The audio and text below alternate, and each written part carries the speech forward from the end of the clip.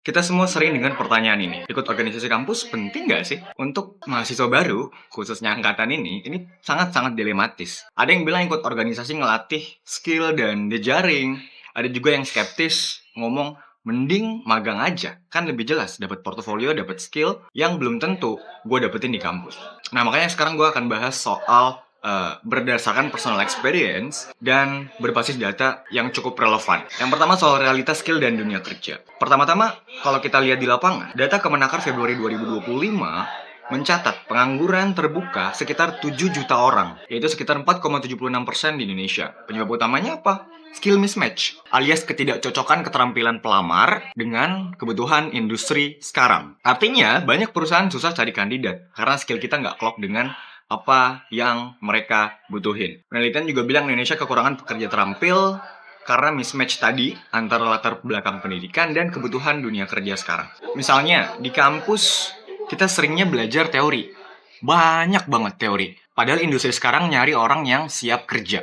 Atau bahasa gampangnya adalah orang yang paham sama alur kerja dunia digital. Memahami skill digital, paham analisis data, atau terbiasa pakai tools yang berbasis dengan AI atau terintegrasi sama AI. Hal-hal yang seringnya belum diajarin secara mendalam di kampus atau di organisasi kampus. Kenapa? Karena biasanya kurikulum kampus sekarang, khususnya universitas negeri, itu nggak relevan, nggak update, nggak up to date. Kalau soal organisasi kampus, yes, itu memang bisa melatih soft skill seperti kepemimpinan, kerja sama tim, negosiasi, gimana cara ngelobi, birokrasi di kampus. Yes, bermanfaat kok. Tapi data juga nunjukin banyak pelamar nilai akademis bagus, tapi masih lemah komunikasi atau adaptasi karena terlalu fokus sama yang namanya teori. Contohnya soal skill teknis. Perusahaan butuh kemampuan digital, kemampuan coding, data analisis, penggunaan aplikasi kerja yang terintegrasi sama AI kayak Trello, Notion, dan lain-lainnya. Yang kedua soal soft skill yang diajarin atau dipraktekin di organisasi kampus. Organisasi kampus lebih fokus ke arah kerja sama tim, komunikasi, terus juga soal event organizer. Ya emang ini bagus untuk pengalaman organisasi. Tapi data nyebut lulusan sering masih kurang komunikasi dan adaptasi. Kan jadi nggak relevan tuh. Data bilang apa, kenyataan bilang gimana. Ada gap di situ. Jadi intinya banyak skill yang dicari industri tidak diajarkan lengkap di organisasi kampus. Organisasi kampus ngelatih kita jadi leader tim memang. Tapi dunia kerja butuh juga orang yang jago ngulik data atau pakai teknologi baru, yaitu AI. Yang jarang banget kita dapetin di organisasi kampus. Karena metodenya konvensional, nggak digital. Satu hal penting, yaitu soal budaya kita, Indonesia. Indonesia adalah negara Asia. Gaya komunikasinya kolektivis. Kita bangga gotong royong, kerjasama, dan kenyamanan dalam kelompok. Nah, ini punya dua sisi. Satu sisi pihak, culture kolektif bikin kita nyaman ikut organisasi. Karena asas kekeluargaan yang pertama, yang kedua adalah soal solidaritas yang dituntut untuk sama-sama sampai akhir. Jadi soal belajar bareng, saling bantu, solidaritasnya kuat. Tapi di pihak lain, di satu pihak yang lain, kalau kita terlalu menekankan konformitas dan keharmonisan, kadang kreativitas dan inisiatif pribadi bisa terpendam. Misalnya, kalau semua harus ikut main aman dan nggak boleh beda pendapat, ya ilmu baru sulit tumbuh dong. Bayangin aja, lu harus ngikutin culture organisasi yang kuno itu 20 tahun yang lalu masih dipakai sampai sekarang. Lu terhambat karena culture tadi untuk berinovasi. Dan ini juga berlawanan dengan asas kekeluargaan ketika lu mau praktekin profesionalitas soal kreatif dan inovatif. Sangat-sangat berlawanan ketika kedua value itu antara kekeluargaan dan profesionalitas digabung ke dalam organisasi. Ya otomatis harus ada yang dikorbanin. Kayak misalnya lu hilangin aja asas kekeluargaan. Karena kalau bicara soal profesionalitas, solidaritas akan hilang. Term kekeluargaan juga sama, akan hilang. Dengan kata lain, budaya kolektif ini enak banget buat kerjasama. Tapi dunia kerja zaman sekarang juga butuh orang yang berani berbeda, menjadi unik. Soal kreatif, soal inovatif, soal kemandirian. Ya pokoknya jangan sampai karena terlalu nyaman di zona bersama, kita lupa kemandirian. Organisasi kampus emang bagus buat kekeluargaan, tapi jangan sampai kita ikut-ikutan aja tanpa berpikir gini, apa yang sebenarnya gue dapet. Sekarang kita lihat trennya. Tren sekarang adalah gig economy, alias kerja fleksibel. Sekarang banyak orang kerja freelance atau project pendek, kayak di agensi. Bahkan kantor statistik atau BPS mencatat tenaga kerja informal itu mencapai 84,2 juta orang di Indonesia. Dan studi kantor menemukan sekitar 50% dari mereka, atau sekitar 41,6 juta orang, bekerja sebagai pekerja gig atau independen. Freelance, agency, yang proyeknya jangka pendek. Artinya, setengah pekerja informal sekarang itu freelance, ojek online, pekerja digital kayak agency tadi, agency kreatif, agency marketing mungkin, dan lain-lainnya. Ya kalau begini kompetensi yang dicari jelas beda.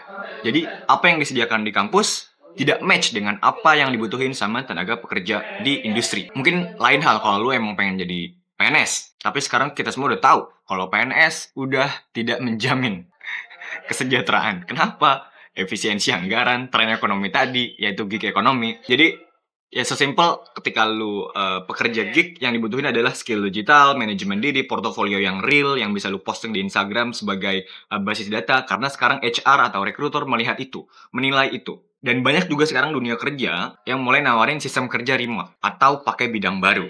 Organisasi kampus umumnya masih pakai jadwal tetap dan acara konvensional yang tadi gue bilang. Jadi beneran kaku karena culture organisasi tadi.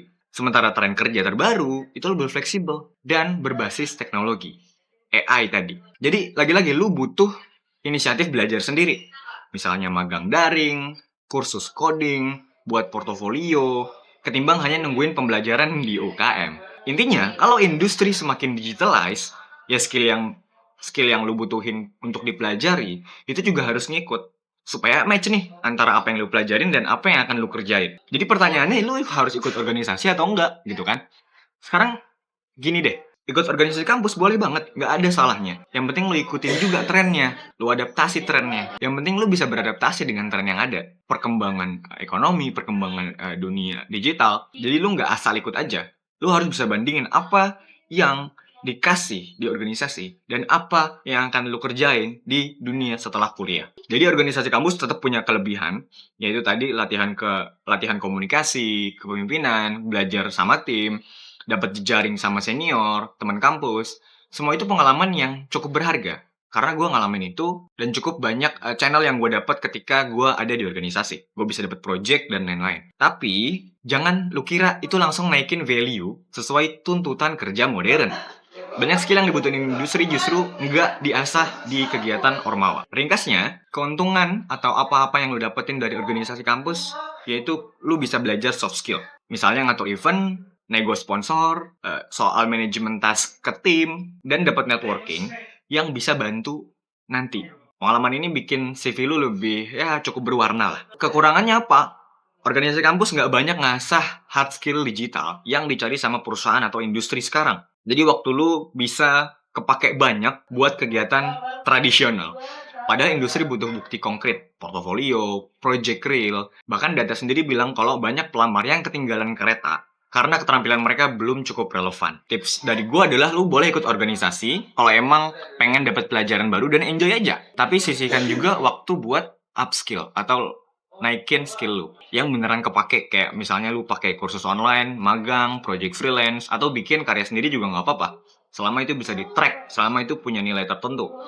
Jangan cuma bergantung pada kegiatan kampus. Pada akhirnya ya nggak ada salahnya lu mau nyoba. Organisasi kampus itu semacam laboratorium trial error, laboratorium kepemimpinan yang cukup berguna kalau dimanfaatin dengan bagus. Kalau dimanfaatin dengan tepat. Yang penting lu sadar kalau dunia kerja sekarang menuntut skill khusus. Jadi kalau lu cuma aktif di organisasi kampus, pastiin juga tambah pengalaman yang relevan dengan dunia kerja. Intinya seimbangin, dapat teman dan pengalaman tim dari organisasi, tapi juga upgrade skill teknis via magang atau kursus. Atau bahkan kalau misalnya seandainya ada organisasi yang bisa ngasih kedua itu, kenapa nggak lu ikutin aja? Ya dengan begitu, CV lu nggak cuman rame soal pengalaman di organisasi, tapi juga ada skill set yang diburu sama rekruter atau HRD untuk perusahaan mereka.